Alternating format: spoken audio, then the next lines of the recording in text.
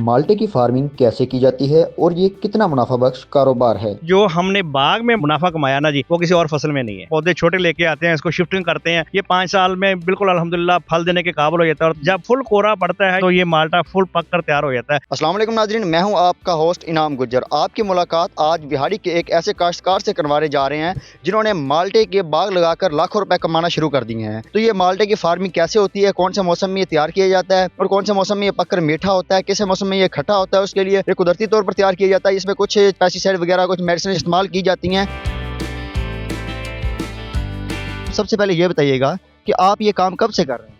Sir ये हमारे बाओजदाद करते थे, हमारे दादाजी करते थे, उसके बाद मेरे वाला साहब आ गए, वो इस काम में लग गए। उसके बाद अल्हम्दुलिल्लाह मैंने स्टडी के बाद ये मैंने खुद शुरू कर दिया। इसमें आपको कितना प्रॉफिट नजर आ रहा है? दूसरी फसलों की निस्बत इसमें कुछ ज्यादा है या नॉर्मल है? देखिए मैं ये बात समझता हूँ कि आजकल जो हालात हैं आप खुद देख लें, हर जो फसल हमने काश्त करके हमने बहुत सारे तजर्बे किए, लेकिन अल्हम्दुलिल्लाह जो हमने बाग में फसल में जो मुनाफा कमाया ना जी, वो किसी और फसल में नहीं है। इस पे क्या अखराजात आती हैं उगाने के लिए और क्या तरीका कार है इसका, अगर कुछ उगाना भी चाहें तो नए काश्तकारों के लिए? काश्तकारी जो बहुत आसान है, हम वहाँ से पौधे छोटे लेके आते हैं, इसको शिफ्टिंग करते हैं, उसके बाद ये इसको जो ठंड है कोरा उससे बचाया जाता है। ये 5 साल में बिल्कुल अल्हम्दुलिल्लाह फल देने के काबिल हो जाता है और क्या वहाँ माल्टे पककर तैयार हो चुके हैं। जब आप पौधे लेकर आते हैं और तैयार होने तक, इस दौरान जो है वो जिम्मेदार को कुछ प्रॉफिट होता है या सिर्फ इंतजार ही करना?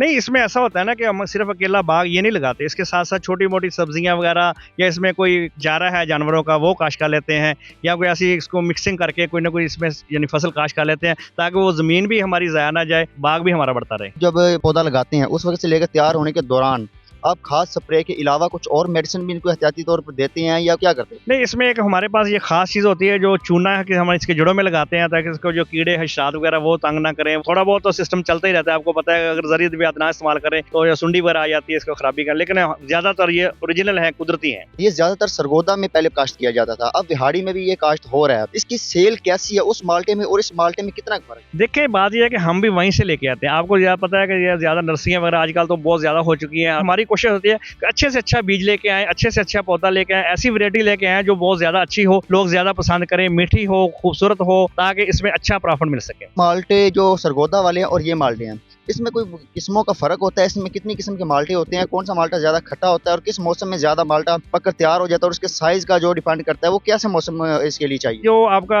कुदरती तौर पर बूटा होता है ना, या पौधा कह लें उसको, उस पर ज्यादा डिपेंड करता है कि आप इसको जितनी इसकी गोडी अच्छी करेंगे, इसकी हिफाजत अच्छी करेंगे, उसका जो साइज है वो उतना अच्छा होगा। लेकिन जो वैरायटी आप कह रहे हैं वो सरगोदा वाले से ही ये तकरीबन अब हर पूरे पाकिस्तान में कह लें, पंजाब में कह लें, ये वैरायटियां आम हो चुकी हैं। हम लोग वहाँ से लेके आते हैं, यहाँ के काश्त करते हैं। अल्हम्दुलिल्लाह यहाँ का मौसम भी ठीक है और हम इसको उगा रहे हैं। अच्छा, आप सेल कहाँ करके आते हैं? लोग आ जाते हैं यहाँ पे, जो साइकिल वाले होते हैं या कोई मोटरसाइकिल वाले, तो वो लेके चले जाते हैं यहाँ से, या खुद ही जाके सेल कर देते हैं। अगर फिर भी हमारे पास वो एक खास किस्म की एक ट्रे टैब होती है जिसमें हम इसको डाल के पैक करके छोटे छोटे जो मजदे हैं उसमें लोड करके जो मकामी मंडियां होती हैं वहाँ ले जाते हैं और सेल कर देते हैं। अच्छा, ये एक कांटेदार दरख्त है, इसकी कटाई के लिए भी आपको काफी मुश्किल पेश आती होगी, उसके लिए आप लेबर कैसे मैनेज करते हैं आप? देखिए हर काम के लिए कोई ना कोई तरीकाकार तो होता है। हमारे बाग के लिए एक अच्छी खासी इन्वेस्टमेंट होती है, इसमें जो लेबर होती है उसको हम बंद करते हैं। हमारी पक्की लेबर होती है जो बड़े तरीके से इसको तोड़ते हैं, आम बंदा इसको नहीं तोड़ सकता, क्योंकि इसको ये देखिए मेरे साथ आपके सामने मौजूद है, इसको डंडी के साथ तोड़ा हुआ है।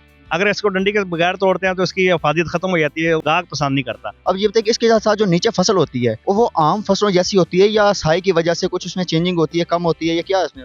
नहीं, ऐसा है कि आप कोई भी दरख्त लगा लें, उसके नीचे अगर कोई चीज़ उगाना चाहेंगे तो इतनी अच्छी नहीं होगी, क्योंकि ये कुदरती बात होती है। लेकिन फिर भी अल्हम्दुलिल्लाह हमें तो तजर्बा है, हम वो चीज़ लगाते हैं जिसके हम थोड़ा बहुत, चलो कम से कम ज़्यादा नहीं तो खर्चा तो निकाल सकें। ये जो माल्टा होता है किस मौसम में ये ज्यादा जल्दी पककर तैयार होता है, खट्टा और मीठे? उसमें के लिए आप क्या इस्तेमाल करते हैं कुछ, या कुदरती तौर पर मौसम में तब्दीली भी?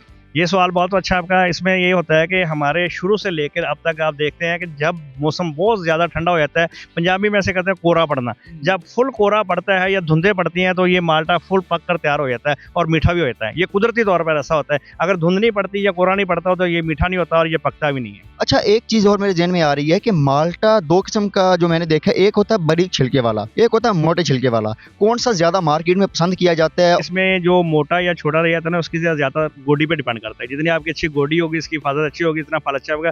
लेकिन इसमें है कि मार्केट में तो ज्यादा मोटे वाला जो है ना वो पसंद करते हैं, क्योंकि आजकल ट्रेंड चल रहा है जूस का, तो लोग जूसी भी माल्टा इस्तेमाल करते हैं, वो उसमें छोटे भी चल जाते हैं। हमारा सारा ही बिक जाता है, छोटा भी बड़ा भी, लेकिन गाहक हमेशा बड़े माल्टे को और अच्छे माल्टे को पसंद करता है। अच्छा, जो नए काश्तकार हैं या जो पहले दूसरी फसलें काश्त कर रहे हैं, उनको आप क्या पैगाम देना चाहेंगे कि वो फ्रूट फार्मिंग की तरफ आना चाहिए या नहीं आना चाहिए, उसके लिए क्या पैगाम? देखिए, मैं तो समझता हूँ कि अल्हम्दुलिल्लाह ये जो फ्रूट फार्मिंग का काम है बहुत अच्छा काम है। इसमें अल्हम्दुलिल्लाह अपॉर्चुनिटीज बहुत हैं। इसलिए रवायती फसलें हैं, इसमें कोई इतना मज़ा नहीं है। आम का, माल्टे का, जो भी आप बाग लगाएंगे, अमरूद का जो भी आप बाग लगाएं, अल्हम्दुलिल्लाह अच्छी अर्निंग होगी और हमें लगाने चाहिए ज़्यादा से ज़्यादा।